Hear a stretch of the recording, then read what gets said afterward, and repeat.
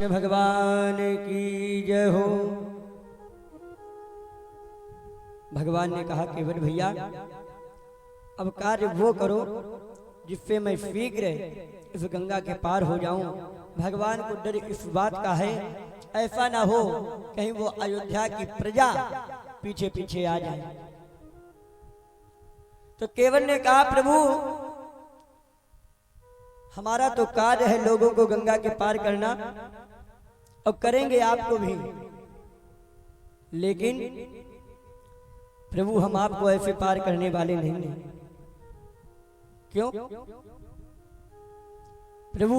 हमने तो सुना है कि आप जादूगर हैं। भगवान ने कहा मैं जादूगर? केवट की बुद्धिमानी देखिएगा। जिन परमात्मा का दर्शन पाने के लिए संत महंत पुजारी अपना पूरा जन्म व्यतीत कर देते हैं उनको दर्शन नहीं होता है, और केवट अपनी बुद्धिमत्ता पर भगवान को रोके है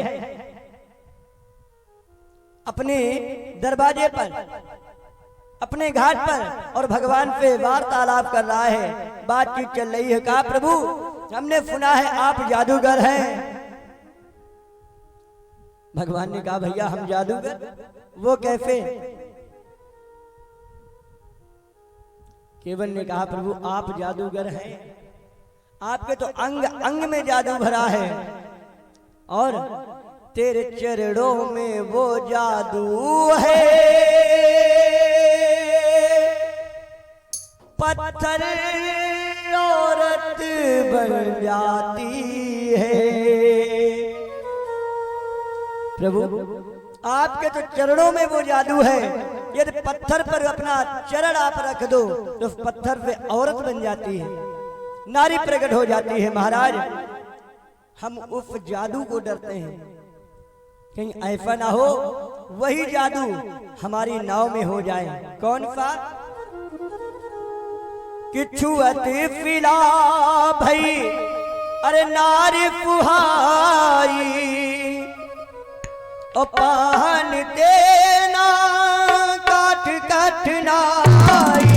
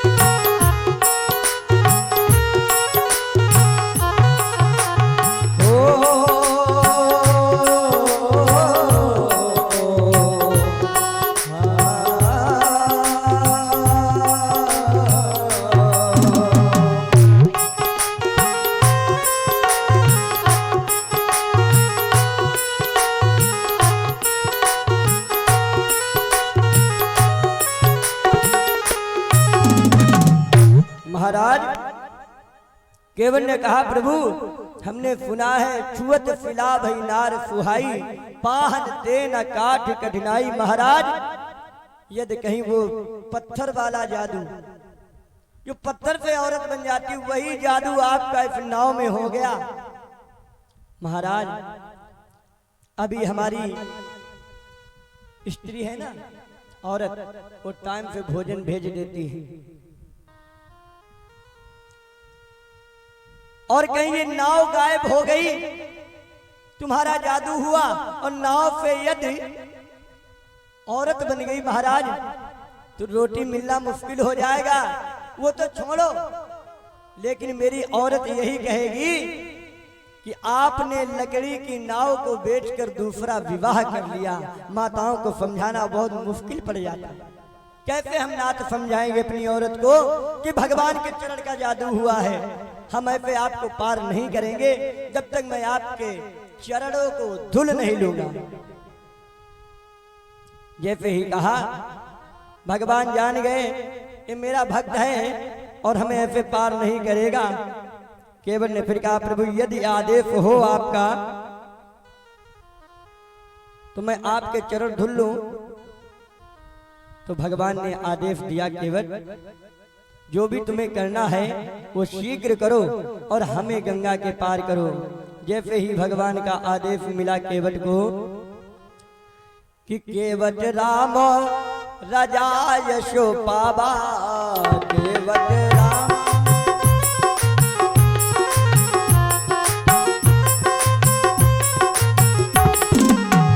केवट राम राजा यशो पावा, केवट राम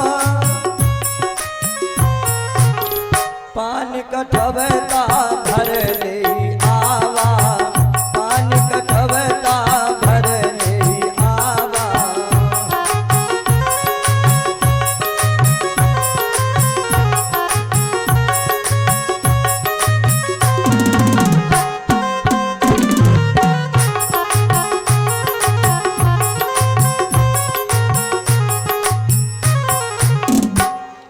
जैसे ही भगवान ने आदेश दिया केवट राम रजाय सुपावा, पानी कठवता भर ले आवा। अब यहाँ पर गोस्वामी दास जी की चौपाई देखी। आजकल नौजवान नहीं जानते होंगे, पहले हमारे बुजुर्गों के जमाने में चलते थे कठौता कठौती। इन लकड़ी के पात्र बनवाए जाते थे, भोजन इत्यादि बनाकर माताएं लोग उसमें रख लेते थे। कठौता और कठौती। और बाबा गोस्वामी लगभग 19-20 का भले फर्क हो, लेकिन कठौता कठौती में विशेष अंतर भी नहीं होता था, पात्र बराबर ही होते थे। फिर गोस्वामी दास जी चौपाई में कठौता शब्द का प्रयोग क्यों कर रहे हैं? केवट राम रजाय सुपावा, वो पानी कठवता भर ले आवा। अरे कठौती लिख देते। कठौती इसलिए नहीं लिख रहे हैं गोस्वामी दास जी क्योंकि केवट डरता है तो स्त्री से, और कठौती शब्द जो है वो स्त्रीवाचक शब्द है और कठौता पुरुषवाचक शब्द है। केवट ने कठौती इसीलिए नहीं लाया। यदि भगवान का जादू होना है तो जरूरी नहीं कि नाव में ही हो। अरे लकड़ी की कठौती भी है और कहीं वही जादू इस कठौती में हो गया, कठौती से औरत हो गई, तब भी जीना हराम हो जाएगा। या ना कठौती से औरत हुई, लड़की हो गई, तब भी टेंशन बढ़ जाएगी। इसलिए कठौता लाया। यदि भगवान का जादू कठौता में हुआ तो हमारे जैसा मर्द होगा, हमारा कार्य बटाएगा, हमारे साथ में लोगों को पार करेगा। और ना मर्द हुआ, यदि लड़का हुआ तो 4 दिन बाद सही हमारा हाथ बटाएगा। इसीलिए गोस्वामी दास जी लिखते हैं केवट राम रजाय सुपावा, पानी कठवता भर ले आया। जब वही कठौते में पानी लेकर आया, भगवान के चरणों को धुला। एक चरण धुल लेता है, जो धुल लेता है उस चरण को जमीन में नहीं रखता है, अपने ऊपर अपनी जांघ पर रख लेता है।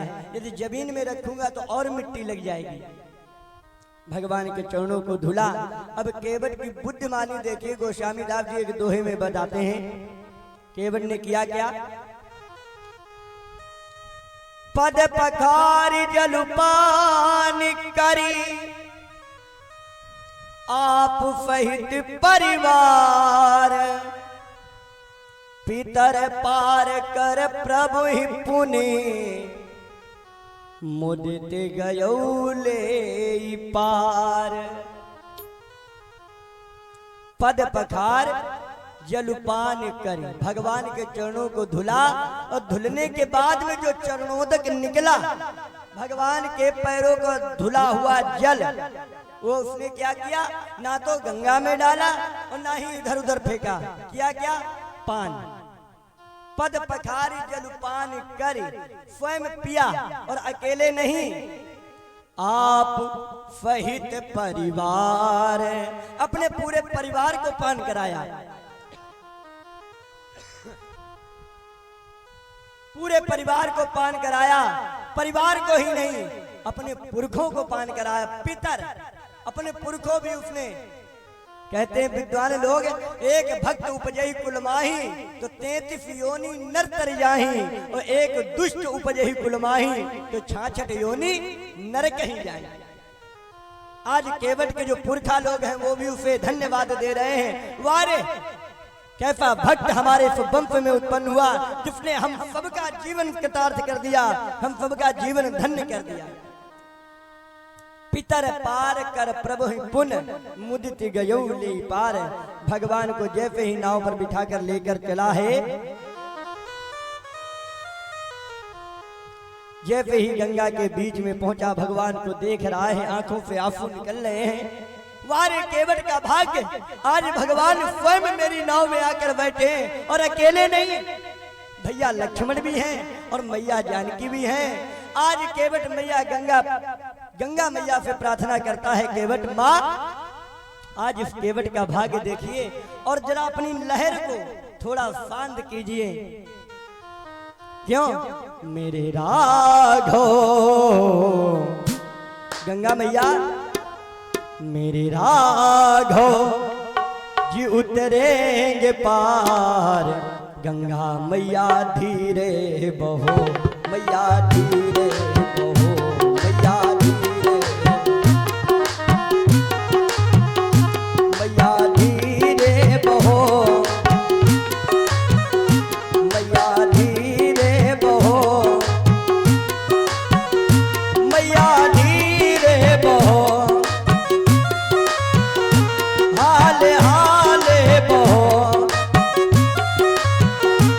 मेरे राघव जी उतरेंगे पार। गंगा मैया धीरे बहो, मैया धीरे बहो।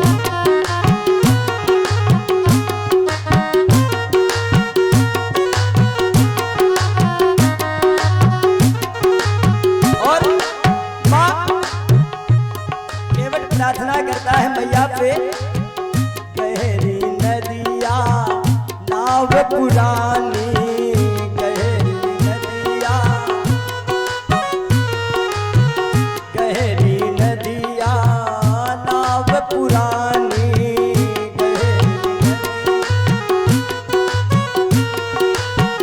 चल पुरवैया नगति ठहरानी, चल पुरवैया, चल पुरवैया नगति ठहरानी, चल पुरवैया। मेरे प्रियतम, मेरे प्रियतम बड़े सुकुमार। गंगा मैया धीरे बहो, मैया, मैया धीरे बहो, मैया धीरे बहो, मैया धीरे बहो, हाले हाले बहो। राघव जी उतरेंगे पार। गंगा मैया धीरे बहो।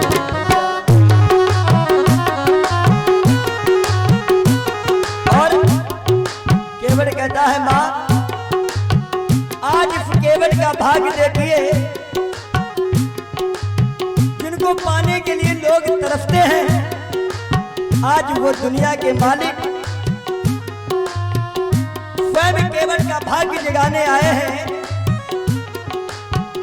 आज इस केवट का भाग्य ही खुल गया, क्योंकि हमारी नाव में अकेले भगवान ही नहीं, राम लखन और सिया विराजे। राम लखन, राम सिया और लखन विराजे। राम शीश जटा तन मुनि पट साझे, शीश जटा तन। भगवान जटाओं को धारण किए हैं और शरीर पर मुनि वस्त्र है, महात्माओं वाले पीले वस्त्र धारण किए भगवान ने। राजसी वस्त्र उतार कर राम सिया और लखन विराजे। राम शीश जटा तन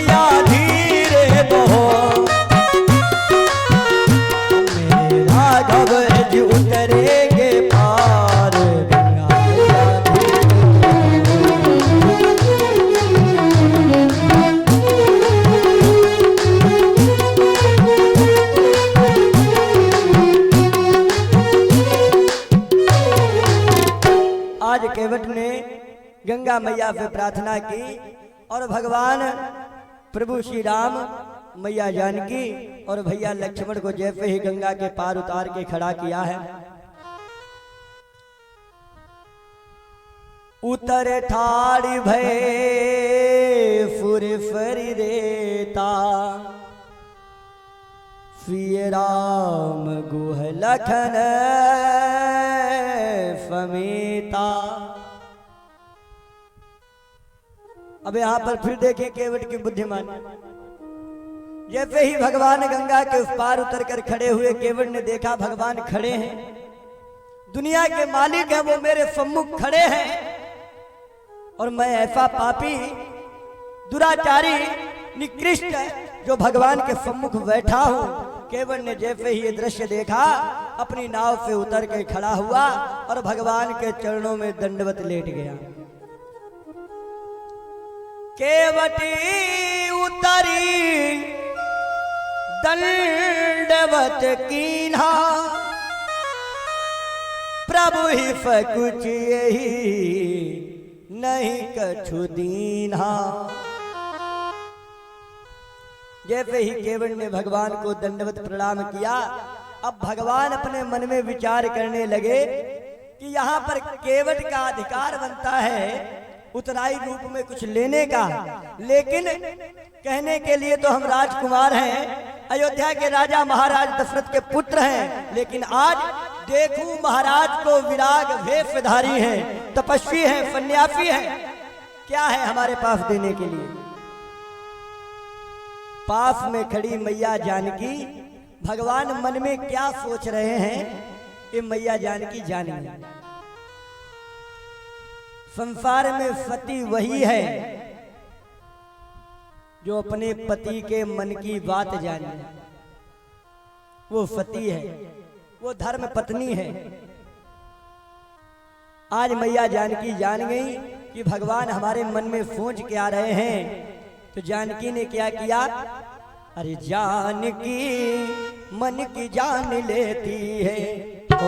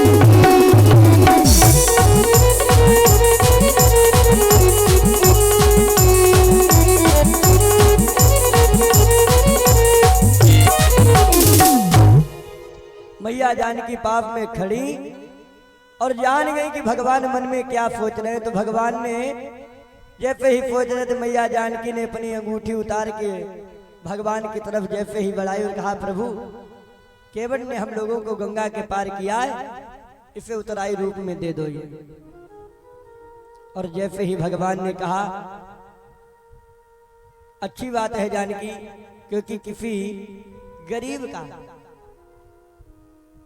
वो अपना पेट पालन कर रहा है और हम दुनिया के मालिक हैं, सर पे कर्ज चढ़ाना ठीक नहीं है। जैसे ही वो अंगूठी बढ़ाई केवट की तरफ, केवट फिर भगवान के चरण पकड़ लिए, रोने लगा, प्रभु आप हमें लज्जित कर रहे हो ना। केवट ने कहा, नाथ आज इस केवट से बढ़कर भाग्य संसार में किसका होगा। लोग जिन परम पिता परमात्मा का दर्शन मात्र पाने के लिए तरसते हैं, आज वो दुनिया के मालिक मेरे सम्मुख खड़े हैं।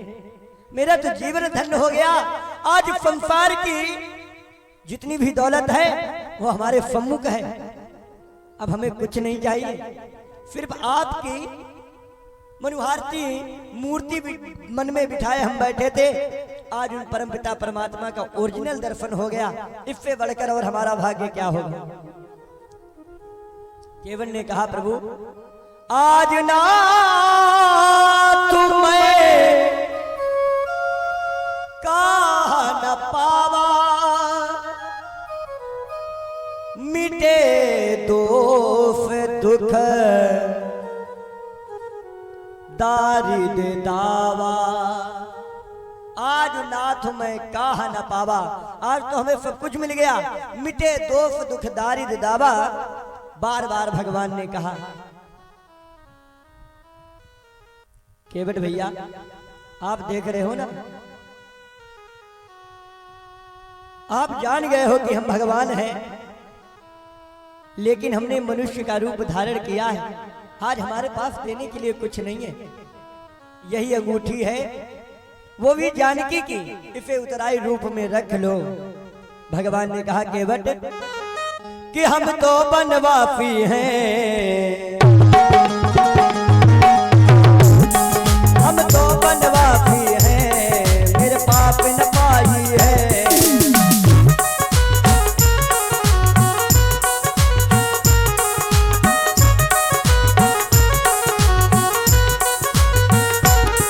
हम तो बनवासी हैं, मेरे पाप न पाई है। हम तो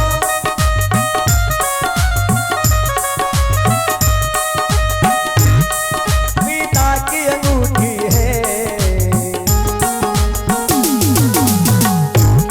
सीता की अंगूठी है, ले लो उतराई है।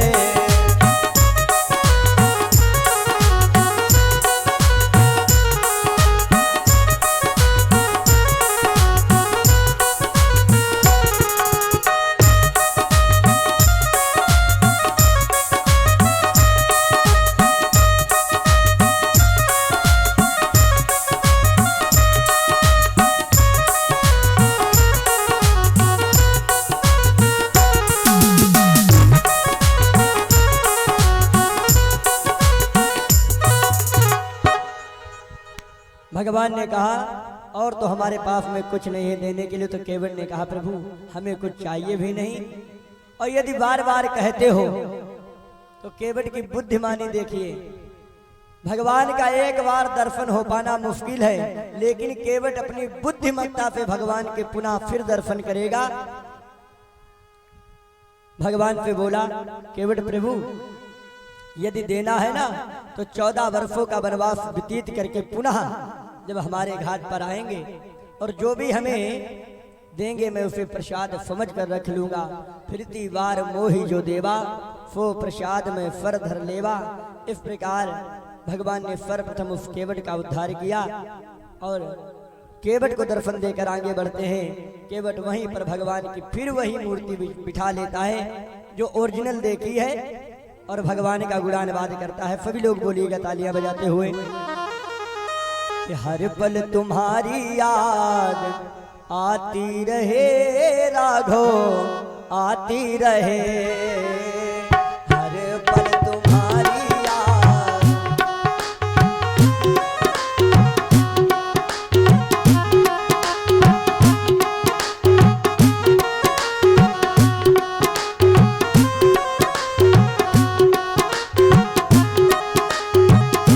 तेरी छवि दिल को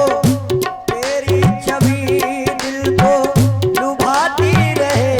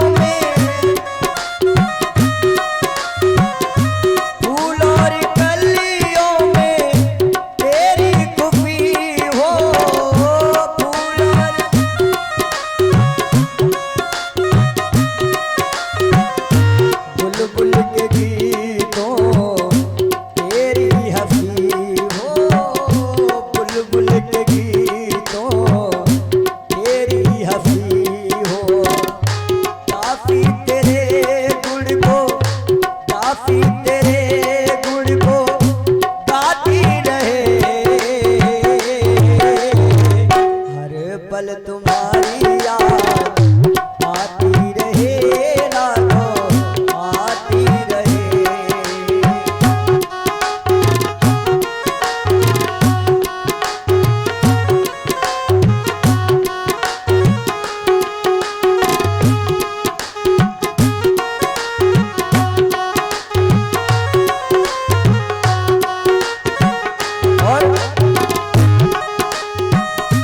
जन हम भागी तो की चाह यही है, जन हम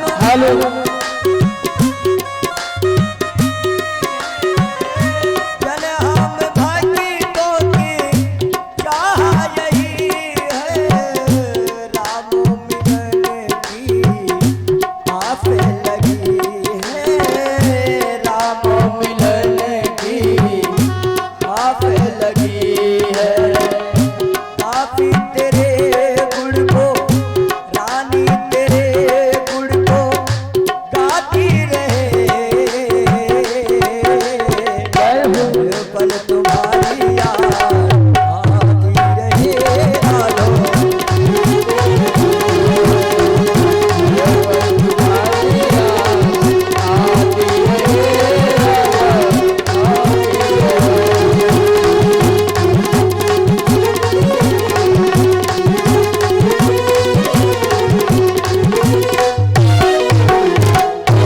बोले राम कृष्ण भगवान की जय हो।